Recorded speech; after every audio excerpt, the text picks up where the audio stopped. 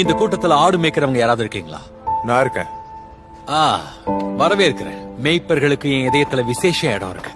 இப்ப உங்க மந்தைய மேய்க்கிறது யாரு? என்னோட சகோதரன். நாங்க முறை எடுத்துட்டு மேய்ப்போம். எத்தனை ஆடுகள்? 100 இருக்கும் போதுகிறே. அதுல ஒண்ணு வழி தவறி போச்சுன்னா என்ன செய்வீங்க? நிச்சயமா அத ஒண்ணு தேடி போவேன். ஆனா மத்த 99 என்ன பண்ணுவீங்க? அதுங்களை அப்படியே விட்டுடுவேன். ஒரு ஆட்டை கூட என்னால இழக்க முடியாது. ஒருவேளை அதை கண்டுபிடிச்சிட்டா நான் அதை என் தோல் மேல வச்சுட்டு வீட்டுக்கு கொண்டு வருவேன். உங்களுக்காக கவலைப்பட்ட உங்க நண்பர்கள் கிட்ட என்ன சொல்வீங்க? என்னோட சேர்ந்து சந்தோஷப்படுங்க. காணாம போன என்னோட ஆட்டை கண்டுபிடிச்சிட்டேன். அவர் என்ன சொன்னாருன்னு பாத்தீங்களா? எப்பவும் வழி தவறாத 99 ஆடுகளை விட வழி தவறுனா அந்த ஒரு ஆட்டுக்காக சந்தோஷப்படுறாரு. அதனால ஒருவராவது கெட்டு போவது என் பிதாவின் சித்தம் அல்ல.